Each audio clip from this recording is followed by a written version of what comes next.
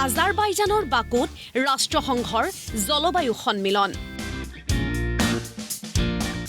পৃথিৱীজুৰি carbon নিৰ্গমন বৃদ্ধিত উদ্বেগ।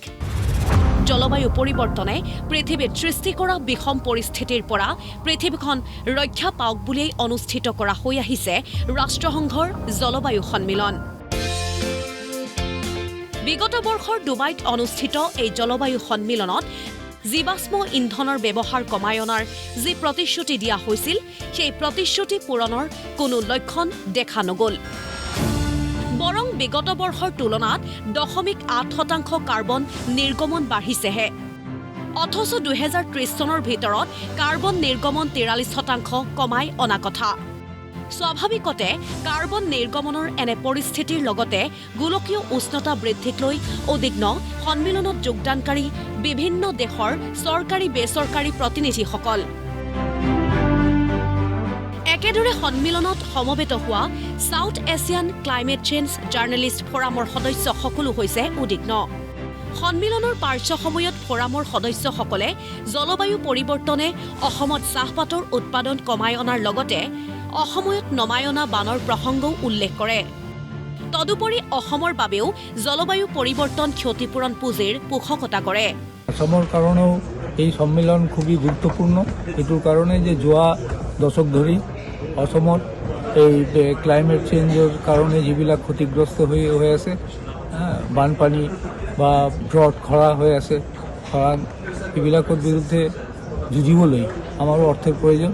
এইটোৰ কাৰণে এইটো গুৰুত্বপূৰ্ণ যে ডাঙৰ কাণ্ট্ৰিবিলাক, মেজৰ দেশবিলাক, ডাঙৰ অৰ্থনীতি তেওঁলোকে কেনেকুৱাকৈ ফিনান্স দিয়ে, কি প্ৰতিশ্ৰুতি দিয়ে, সেইটো লক্ষণীয় বিষয় হৈ আছে। চলতি বছর 2024 এবং গত বছর 2023 যে সকল দুর্যোগ হয়েছে, স্পেশালি আমি বলবো বন্যা, খরা এবং অতিবৃষ্টি, যার ফলে কিন্তু প্রায় 33 কোটি মানুষ পাকিস্তান, বাংলাদেশ, ভারতে ক্ষতিগ্রস্ত হয়েছে। আমাদের বিলিয়ন ডলারের সম্পত্তি নষ্ট হয়েছে। তো দক্ষিণ এশীয় এই সাংবাদিক যারা রয়েছে, আমরা জলবায়ু সাংবাদিক, তারা কাজ করছি কিভাবে চাপ সৃষ্টি করে এই সকল দুর্যোগ মোকাবেলায় সংশ্লিষ্ট সরকার এবং কর্তৃপক্ষকে আমরা রাজি করাতে পারি। আমরা একটি ওয়ার্কফোর্স হিসেবে কাজ করছি এবং এই ওয়ার্কফোর্সের মূল কাজটা হচ্ছে যাতে সরকার সেই সকল উদ্যোগ নেয় যে উদ্যোগগুলোর ফলে এই দুর্গত মানুষ বা জলবায়ুর বিপাকে পড়া মানুষরা রক্ষা পায়। জলবায়ু পৰিৱৰ্তনৰ বিৰুদ্ধে দক্ষিণ এছিয়াৰ দেশকেইখনে একেলগে কাম কৰিব লাগে বুলিও প্ৰতিদিন টাইমৰ আগত কয় ফৰামৰ সদস্যসকলে। COP29 अजरबैजान में इस वक्त हम साउथ एशियन से जर्नलिस्ट यहाँ पे मौजूद हैं जो मौसमियाती तब्दीलियों से स्पेशली साउथ एशियन ममालिक को जो असरात में से नुकसानात हो रहे हैं, उस सिलसिले में हमें मिलजुल कर काम करना है। बिलखुसूस भारत, बांग्लादेश, पाकिस्तान, इनको सबको मिलकर एक ऐसी स्टेज पे बैठना पड़ेगा जहाँ पे एक ऐसा लायामल तय करके हम साउथ एशिया में तमाम ऐसी जो खतरात जिससे हमारी ये नस्लें आने वाली सामना कर रही हैं, उनको हमने काम करना है।